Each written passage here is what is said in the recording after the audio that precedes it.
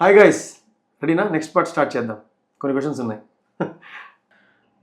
Next క్వశ్చన్కి సంబంధం లేకుండా ఏదేదో స్టోరీలోకి వెళ్ళి అలా వచ్చినట్టు సారీ మమ్మల్ని బాగా యాక్చువల్గా జోన్ అవుట్ అయిపోయి పర్సనల్ థింగ్స్ అన్ని గుర్తొచ్చి మళ్ళీ మధ్యలో కనెక్ట్ అయ్యి అలా అయ్యాను సార్. నేను అంత అప్ అండ్ డౌన్ అవుతుంది. చాలా లైఫ్ చూపించేస్తున్నారు ముందుగానే. Okay fine sir. ఇప్పుడు మన దగ్గర లంసమ్ అమౌంట్ ఉందంటే అది పవర్ఫుల్గా ఉన్నట్ట, లేకపోతే అంటే ఇప్పుడు ఫర్ సపోజ్ ఏదైనా లంసమ్, ఇప్పుడు ఫర్ సపోజ్ నా దగ్గర ఒక 50 lakhs క్యాష్ ఉంది సార్ అనుకుందాం. అలా ఉంటే బెటర్ అంటారా, లేదా 50 lakhsకి సంబంధించి ఆల్రెడీ ఒక వర్త్ ఇప్పుడు అది ప్రస్తుతం నేను 50 lakhs పెట్టి కొన్నాను సార్, ఇప్పుడు అది 75 lakhs దాకా వెళ్తుంది, ఐఎమ్ నాట్ షూర్ అని చెప్పేటట్టుగా ఉంటే బెటర్ అంటారా? ఇప్పుడు అర్జెంట్గా చేతిలో లంసమ్ ఉంటే దాన్ని చాలా వేస్లో మనం ఉపయోగించుకోవచ్చు అంటారా? The bird in hand is more precious then 10 birds on the bush. That's what it is. అంటే మీరు మళ్ళీ ఇంకో చోట ఇంకో బుష్లో పెట్టమని చెప్తారు కదా? నో ఫస్ట్ చేతిలో ఉంటే ఏమైనా చేసుకోవచ్చు. అచ్చా, ఎక్కడో ఉంటాం వేరు, చేతిలో ఉంటాం వేరు కదా. అంటే ఇప్పుడు ల్యాండ్ అమ్మేయండి అని చెప్తారా మీరు? అంత సులువు కాదు సార్ చెప్తా. అప్పటిదాకా ఉందని భ్రమలో ఉంటారు కానీ అమ్మితే కొనేది ఎవడు. How difficult is the transaction, దాని రిజల్ట్ ఏంటి, how are the transaction happening, what is that your getting in hand. నేను ఏమంటానంటే మీ అవసరం 2 years తర్వాత ఉంటే ఇప్పుడే ల్యాండ్ అమ్మనంట. పాప ఇంటర్మీడియట్ ఫస్ట్ ఇయర్ ఉన్నప్పుడే గ్రాడ్యుయేషన్ ఫీజు కట్టాలి ల్యాండ్ అంటే అమ్మేసేయండి ఇప్పుడే. సో టైం పట్టినా పెద్ద ప్రాబ్లం కాదు. 2 years టైం కదా, నిదానంగా చూసుకోవచ్చు. పెరుగుతుందని ఆశ ఉంటుంది కదా, పెరిగితే తర్వాత అమ్ముడే పోకపోతే. అంటే మనిషి ఆశాజీవి కాబట్టి ఇప్పుడు ఏమో సార్, గవర్నమెంట్ మారుతుంది అంటారు, రోడ్డు పడుతుంది అంటారు, 2 years అవుదాం అంటారు. ప్రెడిక్ట్ చేయలేం కదా సార్ అవన్నీ. పెరుగుతాయి సార్, ఎందుకు పెరగదు? 1 day కూడా డబుల్ అవ్వచ్చు ల్యాండ్. 1 day అంటే ఏదన్నా ఒక పుకారో ఏదన్నా ఇన్ఫర్మేషన్ మీడియాలో ఎక్కడైనా వచ్చింది అనుకోండి, ఇక్కడ 8 roads పడుతున్నాయి అన్నారంటే రమ్మని పైకి వెళ్ళిపోయి 8 roads అంటే 20% పెరుగుతుంది. ఇప్పుడు ఇంకో 200 గజాల స్థలం ఉంది ఒక వెంచర్లో, ఆ పక్క వెంచర్ అంతా పెద్ద డెవలపర్ వచ్చి వెళ్ళి వేసేసాడు, అయిపోయింది. అతనికి ఇది యాడ్ చేసుకుంటే చాలా వాల్యుయేషన్ కదా. డైరెక్ట్గా పిలిచి అడుగుతాడు, ఎంత, నేను డబ్బులు ఇస్తాను నాకు ఇచ్చి అంటాడు. ఎందుకంటే ఆయన వెళ్ళగడితో వచ్చి చాలా ఎక్కువ. అంతే కదా. నిన్నటి దాకా లేదు, ఈరోజు ప్లాన్ అవ్వగానే అడిగాడు. కానీ అది స్టాండర్డా? ఎక్కడో ఒక కేసు జరుగుతుంది. So anything be it investment return or relation, long term average ఈ స్టాండర్డ్. సో అందరూ షార్ట్ టర్మ్ చూసి నిర్ణయాలు తీసుకుంటారు, దట్స్ రాంగ్. ఒక ఇన్వెస్ట్మెంట్ రిటర్న్ని లాస్ట్ 1 yearలో డబుల్ అయితే అది రైట్ కాదు. That does not guarantee that next year double అవుతుందని కాదు కదా. స్థలం అయినా అంతే, కొన్నిసార్లు 2 yearsకే డబుల్ అవుతుంది. దాని అర్థం నెక్స్ట్ మళ్ళీ 2 years డబుల్ అవుతుందని కాదు కదా, నెక్స్ట్ లో అవుతుంది. సాచురేట్ అయ్యాక వెనక్కి రావడం ఉంటుంది కానీ ముందుకెళ్ళడానికి ఛాన్సెస్ అట్లీస్ట్ అక్కడే సస్టైన్ అవుతుంది ఎక్కువ రోజులు. So anything long term average ఈ standard, not short term. Beat investment are beat relation. నేను అందరితో ఒక జోక్ క్రాక్ చేస్తా, వైఫ్ అండ్ హస్బెండ్ వస్తే మ్యారేజ్ 10 years అయిందా ఉంటా, 9 years 10 years అంటారు కదా. ఇమ్మీడియట్గా అడుగుతా, సార్ డైవర్స్ ఏమైనా అయ్యే అవకాశం ఉందా అని. ఇద్దరు కోపం వచ్చేస్తాయి. అంతే కదా మరి. సో అవ్వదు 10 years అయ్యాక. 10 years డివోర్స్ అవ్వదు అంటారు. చాలా లెస్ పాసిబిలిటీ ఉంటుంది కదా. అదే పెళ్ళి 10 నెలలు అయితే, 10 రోజులు అయితే హై ఛాన్స్ పాసిబిలిటీ ఆపోజిట్ ఉంది నీకు. మార్నింగ్ కాఫీ దగ్గర గొడవ పడుచుకుంటే ఈవినింగ్ కల్లా విడిపోవచ్చు. కానీ 10 yearsలో you got some common responsibilities వస్తాయి కదా, కిడ్స్ అని. Then there is less possible. అంటే అప్పటికల్లా అర్థమైపోతారు ఒకరికొకరు. సో ఇన్వెస్ట్మెంట్ అయినా అంతే, షార్ట్ టర్మ్ చూసి నిర్ణయాలు తీసుకోవద్దు. షార్ట్ టర్మ్ గ్రోత్ చూసా, షార్ట్ టర్మ్ గ్రోత్ మీద ఎప్పుడు డిసిషన్ తీసుకోవద్దు. లాంగ్ టర్మ్ యావరేజ్ చూడండి. What has happened in this area for the last 10 years is right. What has happened in the last 2 years is not truth, not right. అవునా? Mutual fund అయినా అంతే. Last 1 yearలో 60% ఇచ్చింది అంటే ఉన్నాయి, 87% ఇచ్చిన fund ఈ రోజు కూడా ఉంది లాస్ట్ 1 yearలో. దాని మీద ఇన్వెస్ట్ చేయకూడదా? దాన్ని ఒక్కదాన్నే పారామీటర్గా తీసుకోవద్దు. అట్లా అంటే ఉన్న డబ్బంతా అక్కడే పెట్టాలి కదా. అవునవును, కరెక్ట్. లాంగ్ టర్మ్ యావరేజ్ చూడాలి. లాస్ట్ 10 yearsలో ఎంత రేట్ని ఇచ్చింది, అది కూడా స్టాండర్డ్ కాదు. ఎందుకంటే లాస్ట్ 2 years బిగ్ ర్యాలీ ఉంది, దాంట్లో డిస్కౌంట్ ఇవ్వాలి. ఏంటి ర్యాలీ? మార్కెట్ బాగా పెరిగింది. సో దానివల్ల 10 years రిటర్న్ కూడా ఒకప్పుడు 13 ఉండేది, ఇప్పుడు మీకు 18, 21 కనపడుతుంది. అప్పుడు 21 కూడా పట్టుకోవద్దు. రీసెంట్ ర్యాలీ వల్ల మీకు యావరేజ్ పెరిగిపోయింది కదా, అది డిస్కౌంట్ ఇచ్చేసేయాలి. సార్ మీరు ఎంత నీట్గా సేఫ్ గార్డ్ చేస్తున్నారంటే, ఎక్కడ కూడా ఆశ, గ్రీడ్ అనేది ఒకటి ఉంటుంది, దానికి బోల్డ్ అయిపోకండి. ఎక్కడన్నా మీకు మల్టిపుల్గా కనపడుతుందంటే that's a warning bell, go back. ఏదైతే స్టాండర్డ్గా, ఏదైతే యావరేజ్గా తక్కువైనా పర్వాలేదు, అక్కడే ఉండండి. FOMO fear of missing out. ఫోమోలోకి వెళ్ళకూడదు, ఫోమోని పోమో చేసుకోవాలి, pleasure of missing out. You should wow, lovely. you will get to know lately that I am lucky enough that I missed out on that day. Awesome. When you go with the crowd, sir నాకు మీతో మాట్లాడుతుంటే ఒక విచిత్రమైన కోరిక కలిగింది sir. మీ దగ్గర ఒక 1 year internship చేయొచ్చా? ఎందుకంటే లాట్ ఆఫ్ నాలెడ్జ్ మీ దగ్గర ఇలా ఉన్నప్పుడు పక్కనే ఉండి అన్ని చూస్తూ నేర్చుకోవచ్చు. వీళ్ళందరూ ఎంత లక్కీ అనిపిస్తుంది నాకు. మీతో పనిచేస్తూ చాలా విషయాలు నేర్చుకోవచ్చు అనిపిస్తుంది. కాకపోతే నా లైన్ ఆఫ్ యాక్టివిటీస్ వేరే కాబట్టి నేను అంత 1 year ఇక్కడ అఫోర్డ్ చేయలేని అనిపించి నేనే ఇంకా తగ్గాను. మీకు ఎక్కడవుతుంది సార్ మీ హార్స్ రైడింగ్, మీ జిమ్ సరిపోతుంది. కాకపోతే మీరున్నారు కదా మాకు, నేను కదా, మీరున్నారు కదా, మళ్ళీ మేము ఎందుకు నేర్చుకోవటం, యు ఆర్ దేర్ అని అనిపించింది. సో లంసమ్ లిక్విడ్ ఉండడం అనేది ఎప్పటికీ అది liquid is power sir. Power is what is that in hand, what is that available for you to pick, that is called immediately. That is called liquidity. అంటే ఇప్పుడు share లో ఉందనుకోండి, అదే ఎల్లుండి అమ్మేయగలం కదా, అది లిక్విడే కదా. yes, shares as good as liquid. yeah, gold liquid, shares liquid, mutual funds liquid, me FD liquid, RD liquid, you can break and take కదా, అంతే ఇమీడియట్. that's your power. మీకు ఎన్ని కోట్లు ఉంది కాదు, ఎంత అందుబాటులో ఉంది అది కదా. మీకు విషయాలు 3 బ్యాక్ టు బ్యాక్ వచ్చినాయి. మీకు ఎంత ఉందని కాదు, ఎంత అందుబాటులో ఉంది. ఇంకోటి ఫియర్ ఆఫ్ మిస్సింగ్ అవుట్ కాదు, pleasure of missing it out, అదొకటి. ఇంకోటి ఇప్పుడే చెప్పారు, అదేదో భలే అనిపించింది. ఇన్ని చెప్తుంటే మర్చిపోయా. ఒక దెబ్బకి యావరేజ్ చాలా బాగా చెప్పారు sir. Liquidity is the biggest thing sir. So lump sum amount చేతిలో ఉందంటే దాన్ని ఎక్కడో చోట మనం పెట్టి ఏదో ఒకటి చేయొచ్చు, కానీ ఆల్రెడీ అందుబాటులో లేని దాన్ని మనం కౌంట్ చేయకూడదు. Keeping your future needs in mind. ఆ టైంకి అది వస్తుందంటే పెట్టచ్చు, ఆ టైంకి తర్వాత ఇస్తారంటే ఉపయోగం ఉండదు కదా. ఇంకొకటి ఇంతకుముందు అద్భుతమైన విషయం చెప్పారంటే, మీకు అవసరం 2 ఏళ్ల తర్వాత ఉందంటే ఈ రోజు అమ్మండి, ల్యాండ్ రెడీ పెట్టుకోండి. అది ఎక్స్ట్రాడనరీ పాయింట్ గైస్. మనం ఏమనుకుంటాం, 2 years అయితే ఇంకా పెరుగుతుంది, ఇంకా డబల్ అవుద్ది, డబల్కి దగ్గర అవుద్ది అని అనుకుంటుంటాం. కానీ 2 ఏళ్ల తర్వాత మనకు అవసరం ఉంది అనుకున్నప్పుడు 2 ఏళ్ళ ముందు నుంచి మనం కార్యక్రమాలు మొదలు పెడితే ఆ టైంకి రీచ్ అవ్వచ్చు, లేదా ముందే అవ్వచ్చు. ముందే అయితే మనకి ఇబ్బంది లేదు, ఎక్కడో చోట ఎక్కడ కరెక్ట్ మనం అందుబాటులో పెట్టుకోవచ్చు, బ్యాంకులో వేసుకోవచ్చు, అందుబాటులో పెట్టుకోవచ్చు.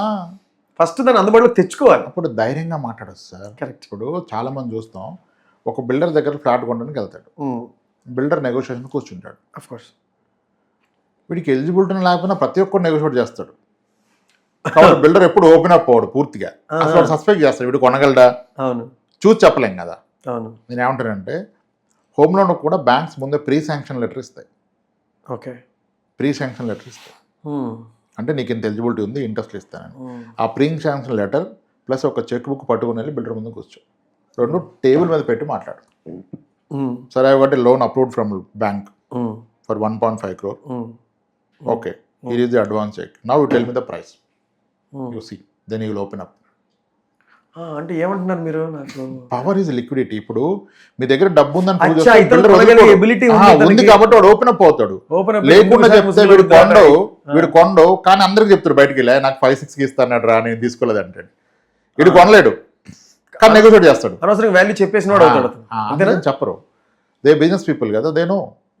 మీరు ప్రూవ్ చేసుకోవాలి. Cash is power sir. అందుకే ఇప్పుడు ఈ కార్డ్స్, క్రెడిట్ కార్డులు ఏటీఎం రాకముందు ఎవరన్నా పర్సులో డబ్బులు అయితే బయటకు వెళ్తే ఇంటికి వచ్చాడు, వాళ్ళు బయట ఉన్నవాడు కాదు వాడు. ఇప్పుడంటే మనకి అన్ని ఫోన్పేలు, గూగుల్ పేలు వచ్చి ధైర్యం తిరుగుతున్నాయి, కానీ ఒకప్పుడు జేబులో డబ్బులు అయితే ఎవడు బయట ఉండడు సార్, ఇంటికి వచ్చేస్తాడు. కరెక్ట్ కదా. ఊరెళ్ళాలంటే 3 రోజులు ఖర్చులు జేబులో పెట్టుకుని తప్ప బయలుదేరేవాడు కాదు ఏటీఎం లేనప్పుడు. అంతే కదా మరి. ఇప్పుడు ఏమైపోయింది, ఎవడో ఫోన్ చేసినా ఫోన్పే వస్తుందిలే, ఫోన్ ఉంటే చాలు అనుకుంటారు. ఇప్పుడు పిక్ పాకెటర్స్ అప్పుడు ఎక్కువ ఉండేవాళ్ళు, ఇప్పుడు వాళ్ళు మెల్లమెల్లగా క్యాష్ ఉండేది కాబట్టి జేబులు కొడితే డబ్బులు వచ్చాయి. అందుకే ఇప్పుడు డిజిటల్ పవర్ వస్తున్నాయి కదా, సైబర్ క్రైమ్ అడిపోయారు అందరూ. ఓకే, ఇప్పుడు తెలుసుకున్న విషయం అంటే లిక్విడ్ అనేది ఎంత అందుబాటులో ఉంచుకోవడం అనేది ఎంత ఇంపార్టెంట్ ఒక లైఫ్కి అనేది అర్థమైంది. ల్యాండ్ ల్యాండ్ ల్యాండ్ అనుకుంటాం, కానీ ల్యాండ్లో ఎంత తకరాలు ఉంటాయి. పెట్టుకోవద్దని చెప్పట్లా, అది అంత ఈజీగా మనకు అందుబాటులో ఉండదు. Only 1 mode of investment is that. మీరు మీతో మాట్లాడితే నాకు బెటర్ మోడ్సే చాలా ఉన్నాయేమో ల్యాండ్ కన్నా అని అనిపిస్తుంది. చాలా ఉన్నాయి. నేను సమ్ టైమ్ అయితే ల్యాండ్ కన్నా గోల్డే బెస్ట్ అని చెప్తా. అది మార్కెట్ బట్టా లేకపోతే సార్? కాదు, గోల్డ్ ఇది లిక్విడ్ కదా. లిక్విడ్ అదే any time liquid. So you watch for liquid అంటే క్విక్ గా లిక్విడ్ ఏదైతే అలాంటి ఇన్వెస్ట్మెంటే చేయమని చెప్తారు. ఇప్పుడు ఒక వ్యక్తికి ఒక 2 crores విల్లానో ఫ్లాటో ఉంది, ఒక 80 లక్షలు స్థలం కూడా ఉంది, he's worth 3 crores. He lost his job అనుకోండి on of sudden. So so సర్వైవల్కి ఒక 10 lakhs లోన్ కావాలి. ఒక్క పే స్లిప్ లేకపోతే లోన్ రాదు తెలుసా? ఈవెన్ ప్రాపర్టీ మీద కూడా రాదు. అదే ఒక 50 లక్షలు బంగారం ఉంటాయి, అలా బ్యాంక్ వెళ్తే 25 లక్షలు లోన్ వస్తుంది జాలీగా. దానికి మీకు సివిల్ అక్కర్లేదు, పే స్లిప్ అక్కర్లేదు, ఏం అక్కర్లేదు, ఒక వైఫ్ అప్రూవల్ కావాలంటే కొంచెం కేర్ఫుల్గా ట్యాకిల్ చేయాలి వైఫ్ని ఆ 2 days. బంగారం బంగారం అని పిలుస్తూ బంగారం తెలుసుకోవాలి. అందరూ ఎక్స్పర్ట్స్ అయిపోయారు. అను నాకు ఇప్పుడు మీతో మాట్లాడుతుంటే వచ్చింది, అంటే ఫిలిం పర్సన్ కదా, ఒక డైలాగ్ లాగా వచ్చింది అనమాట. సార్ ఒక దారుణమైన సినారియో జరుగుతుంది సార్ మార్కెట్లో, అది నేను అబ్జర్వ్ చేశాను. ఎంత దారుణం చూడండి, ఇన్ఫ్లేషన్ పెరుగుతుంది. ఏ రోజు ఏ సంవత్సరం కూడా క్రితం సంవత్సరం కన్నా ఈసారి బెటర్గా ఉందిరా రూపాయి అని మనం మాట్లాడుకోవట్లేదు. Inflation is going on increasing. శాలరీలు ఆ రేంజ్కి పెరగట్లేదు. 3%, 4% హైక్ ఇవ్వడానికి ఏడుస్తున్నారు. కంపెనీ మారితే తప్ప ఇంకోటి ఏదో వస్తుంది. మాకు కూడా రెమ్యూనరేషన్స్ వైజ్ కూడా అంత చెప్పుకోదగినట్టుగా ఏం లేదు. ఎందుకంటే మార్కెట్లో జనాలు ఎక్కువ అవడం వల్ల, కొంచెం సప్లై అది ఎక్కువ ఉండడం వల్ల, ఆప్షన్స్ పెరిగిపోవడం వల్ల ఆ డిఫరెన్స్లు జరుగుతున్నాయి. అలా అన్నప్పుడు మీరేం చెప్పారు, శాలరీస్ పెరగకపోతే నువ్వు ఏదో ఒకటి చేసి ఇన్కమ్ పెంచుకో అని అంటున్నారు. పాపం ఇన్కమ్ పెంచుకుంటే వాడు 30% బ్రాకెట్లోకి వెళ్ళిపోతున్నాడు ఇన్కమ్ ట్యాక్స్. ఇన్కమ్ పెంచుకుంటే వాడు ఆ బ్రాకెట్లో పడి ఉన్నంత కూడా సంపాదించలేకపోతున్నాడు. మా ఫ్రెండ్ ఒక అతను ఉన్నాడు, ఇప్పుడు ఇంత ఎక్స్ అమౌంట్ సంపాదిస్తున్నాడు, సరిపోవట్లేదని ఎక్కువ సంపాదిస్తే ఎక్స్ కన్నా తక్కువ సంపాదిస్తున్నాడు ఒక అసైన్మెంట్కి. సో అలా జరుగుతుంది. ఇన్ఫ్లేషన్ పెరుగుతుంది, ట్యాక్సులు పెరుగుతున్నాయి, జిఎస్టీ ఉంది, ఇన్కమ్ ట్యాక్స్ ఉంది, కొనేటప్పుడు ట్యాక్స్, అమ్మేటప్పుడు ట్యాక్స్, వచ్చిన ట్యాక్స్. ఇంకా బాగుపడేది ఎప్పుడు? దీని ఇంత దారుణమైన ఒక సినారియోని మనం మేనేజ్ చేయాలంటే how should we stand up for this situation? ఇప్పుడు మీరు చెప్పినవన్నీ uncontrollables. So it's productive when you discuss something which is controllable in our hands. ఇప్పుడు 30% స్లాబ్కి వెళ్ళకూడదని ఎవరన్నా ప్రమోషన్ ఆపుకుంటారా సాలరీకి? So few of IT employees those who are making monthly gross of 4 lakhs 5 lakhs but pay slip చూడడం మానేసారు sir. బాధ ఎక్కువైపోతుంది. మానేసారు, లిటరల్లీ మానేసారు. ఇంక మనకు ఆప్షన్ లేదు సార్. దాట్స్ అందుకనే కదా ఇంతమంది మైగ్రేట్ అవుతున్నారు దుబాయ్కి, ట్యాక్స్ ఫ్రీ కంట్రీస్. యుఏఈ కంట్రీస్లో ఎంతమంది మైగ్రేట్ అయితే తెలుసు. మరి అప్పుడు ఏం చేయాలంటారు సార్? ఊపిరి పీల్చుకునేది ఎలాగ? అప్పుడు కొంత డబ్బు చూడాలంటే మీరు అన్నారు సంపాదించే మార్గాలు పెంచుకొని, పాపం పెంచుకున్న వాడికి సెట్ కానప్పుడు ఏంటి? Biggest pain of the high income earners. That's where you look at the celebrities, you look at the high income earners, migrate అయిపోతున్నారు కంట్రీ నుంచి. అవునా? మైగ్రేట్ అయిపోతున్నారు. అది బిగ్ ప్రాబ్లం. బిగ్ ప్రాబ్లం అండి. Big problem. Already around 4 crore people are not in India. Oh big sports stars. అంటే మీరు appeal చేస్తారా central గవర్నమెంట్కి కానీ, ఏంది బాబు ఈ ట్యాక్స్లు మాకు కొంచెం రిలాక్సేషన్ ఇవ్వండి? అదే చెప్పా, అది మనుషులు పారిపోతున్నారు వదిలేసి. ఇది నాట్ కంట్రోలబుల్. మనం ఇప్పుడు అంత చేసి అంత ఇన్ఫ్లుయెన్స్ చేసే పర్సనాలిటీలు కాదు కదా. అంటే నేను అంటున్నా, ఇది వన్ ఆఫ్ ద సొల్యూషన్స్గా మీరు ఏమైనా చెప్పగలరా ఇది అని? అలా చేస్తే ప్రభుత్వం ఏమైనా మనకు కొంత గాలాడుతుంది అని చెప్పగలరా? అంటే బిగ్గర్ లెవెల్ థింగ్స్ కదా సార్. అదే అంటున్నా, అదొక సొల్యూషన్ అవ్వచ్చు కదా. వాళ్ళు ఏమైనా తగ్గిస్తే మన వాళ్ళు వెనకలే ఉంటారు, వెళ్ళిపోకుండా వీళ్ళు రిటర్న్ ఇన్ ది కంట్రీ అని చెప్తారు. ఒక విధంగా అది కూడా రైట్ స్ట్రాటజీ అనిపిస్తుంది నాకు. ఏది? ఆడికి వెళ్ళి వెళ్ళబట్టే రిమిటెన్స్లు ఎంత అవుతున్నాయి, కొన్ని లక్షల కోట్లకి వస్తుంది. ఈరోజు I strongly believe India is surviving because of NRI money flow in to India. అవునా సార్? అంత బ్యాక్గ్రౌండ్ అండ్ ఐటీ సెక్టర్. ఈ రెండు లేకపోతే మనీ ఎక్కడ ఉంది సార్ ఇండియాలో? అట్లీస్ట్ అర్థమవుతుంది కదా. ఇప్పుడు మేము ఇన్వెస్ట్మెంట్ మేనేజ్ చేసినప్పుడు మనం ఇన్వెస్ట్ చేసిన మనలో majority portion is NRI money. What does it mean? అంతేగా మరి సంపాదిస్తుంది. కానీ ఇప్పుడు మెల్లగా ఎన్ఆర్ఐ కన్నా ఇండియాలోనే లివింగ్ స్టైల్ ఉంటుంది, లైఫ్ స్టైల్ ఉంటుంది చూసారా? బెటర్ లైఫ్ స్టైల్ ఉంది. ఎక్స్పెన్స్ కూడా ఏం పెద్దేమీ తక్కువ లేదు సార్. ఆల్మోస్ట్ సరిసమానంగానే ఉంది. ఇన్ఫ్యాక్ట్ ఇండియా పేరు యుఎస్ పేరు ఇండియా కూడా అయ్యేటట్టుంది పరిస్థితి. ఒకప్పుడు మనకు యుఎస్ అనుకునేవాళ్ళం, ఇప్పుడు యుఎస్లో ఉండేవాళ్ళు ఇండియాకి వెళ్తే బెటర్ రా. Different thing sir. ఇప్పుడు యుఎస్లో హౌస్ అమ్మితే ఈక్వలెంట్ హౌస్ ఇండియాలో కొనలేరు మీరు. ఆ అమౌంట్తో తక్కువ పడుతుంది అంటారా? ఎక్కువ పడుతుంది ఇండియాలో. అదే అంటున్నా, ఆ మనీ మనకు తక్కువ అవుతుంది. అదే అంటున్నా మరి నేను. అక్కడ ఒక మంచి హౌస్ అమ్మితే మీకు ఇండియన్ కరెన్సీలో ఒక 8 crore వస్తే, ఇక్కడ 8 crore అంత మంచి హౌస్ రాదు అసలు. మామూలు కోట్లు. మరి అప్పుడు మనది బెటర్ అన్నట్టు కదా, ఇండియానే బెటర్ అన్నట్టు కదా. ఇండియా ఇది ఎక్స్పెన్సివ్ అన్నట్టు కదా రియల్ ఎస్టేట్ పరంగా. కరెక్ట్. అప్పుడు రిసైడింగ్ యూఎస్ఏ బెస్ట్ కదా. అవును. అక్కడ ఛాలెంజెస్ అక్కడవి. అక్కడ ఏంటంటే మీకు పర్సనల్ వర్క్ మీరే చేసుకోవాలనేది ఒక మేజర్ ఛాలెంజ్. రేపు సిక్ అయితే ఎవరు చేస్తారు? We can't afford. చాలా ఎక్స్పెన్సివ్. ఆ ఒక్క ఛాలెంజ్ వల్లనే ఇండియాకి రావాలనుకుంటారు. కరెక్ట్. మేబీ రోబోలు అంతా సొల్యూషన్ ఇచ్చేస్తే ఇంకా రారు.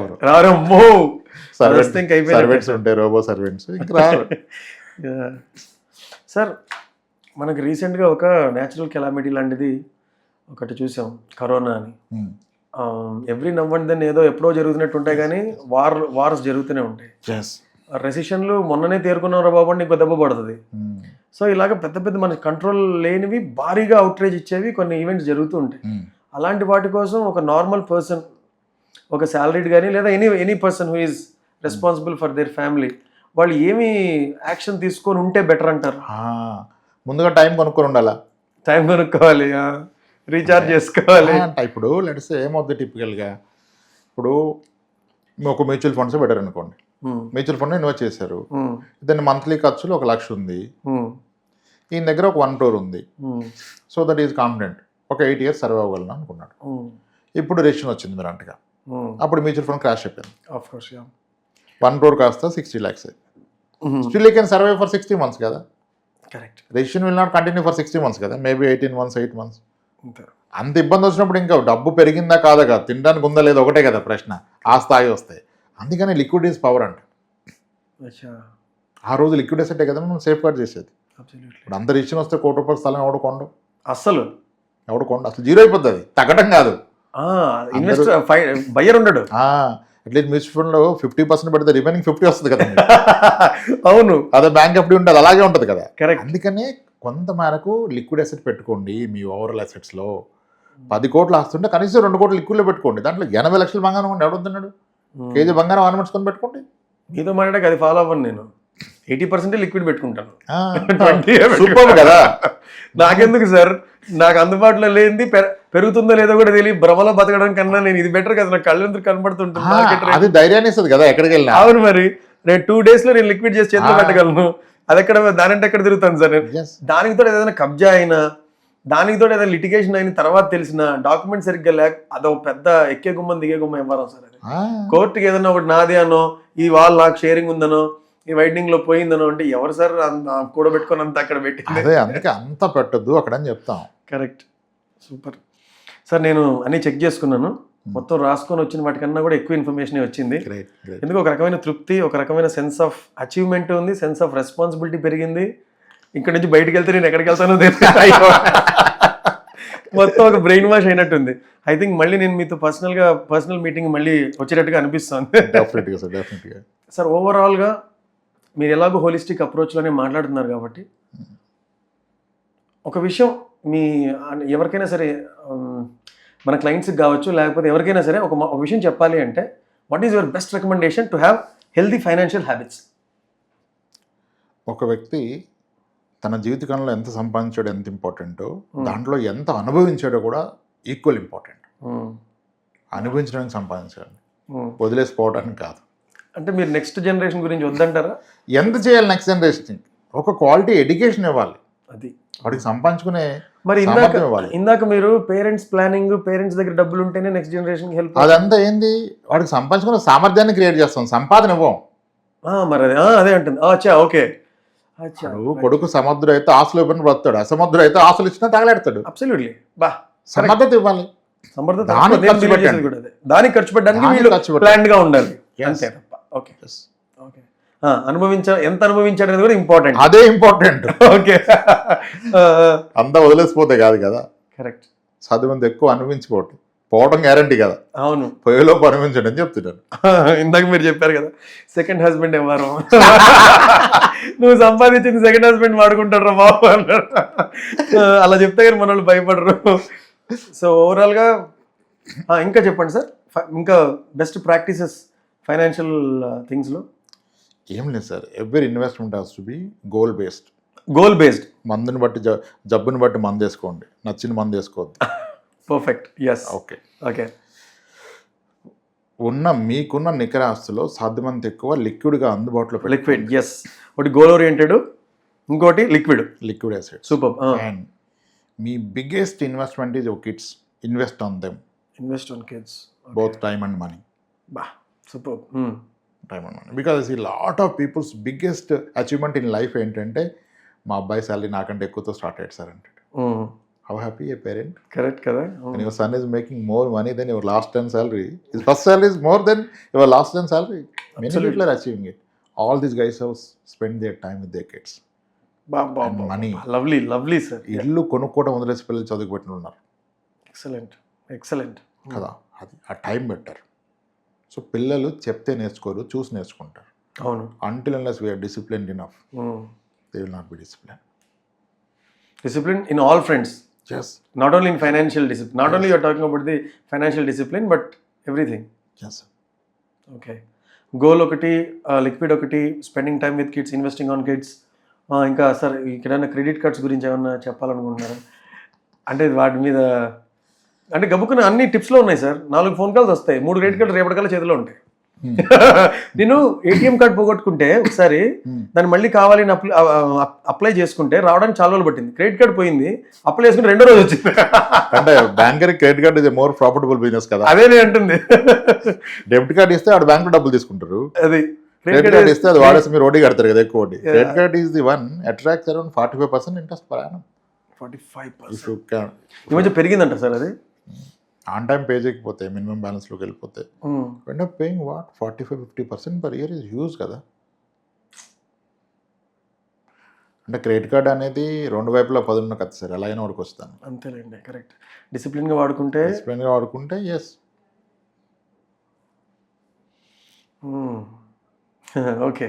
సో డిసిప్లిన్గా వాడుకునే లెక్కనైతే credit card is good. Good. That is also strength కదా, లిక్విడిటీ. అది కూడా లిక్విడే. అదే కదా ఇన్స్టెంట్గా. కరెక్ట్. మన దగ్గర లేని లిక్విడ్ అదే ఒక ప్రాబ్లం. బట్ ఇన్నేవే అవసరానికి ఎమర్జెన్సీకి అయితే వాడుకోవచ్చు కదా. కరెక్ట్, ఎమర్జెన్సీ కోసం. Sir great talking to you. Thank you so much. Thank you sir. Sir lot of insights. Oh my god sir, మాకు 3 నెలలకు ఒకసారి ఇలా టైం ఇవ్వండి సార్. అండ్ గైస్, ఇప్పుడు చెప్పిందంతా కూడా ఇంతకి 2-3 ఇంతలు ఈ బుక్లో ఉంది. పైసలు ముచ్చట్లు, మనీ మంత్రదండం. అసలు టైటిలే చాలా ఇంట్రీగింగ్గా ఉంది. ఒక్కసారి 3-4 అవర్స్ ఇన్వెస్ట్ దీని మీద చేస్తే చాలు. సార్ అవసరం కూడా మనకు అవసరం ఉండదని నేను అనుకుంటాను. ఎందుకంటే ప్రతి ఒక్కరికి ఆయన టైం కేటర్ చేయలేరు కాబట్టి ఈ బుక్ రాసినట్టుగా నాకు అనిపిస్తుంది. ఈ చదివాక కూడా ఏమైనా డౌట్స్ ఉంటే sir is available for us. Sir ఇది చదువుతూ నాకు మీతో ఉన్న ఒక పర్సనల్ టచ్ ఉంది కాబట్టి ఎవ్రీ 10 pages కూడా టచ్లోకి వస్తాం sir. Thanks a lot. Thank you sir. Okay guys, hope this interview is helpful for you. నా మెయిన్ ఇంటెన్షన్ కూడా అదే, నాతో పాటు మీరు కూడా తెలుసుకోవాలని. అండ్ సార్ కూడా చాలా పేషెంట్గా మనకి జవాబులు చెప్పారు. మీకు ఏదైనా క్వశ్చన్స్ ఉన్నా కూడా కామెంట్స్లో చెప్పండి. నెక్స్ట్ టైంకి అది అబ్జర్వ్ చేసి దాని గురించి నేను సార్ని అడుగుతాను. Let us know more about finances. Thank you. Thank you, sir.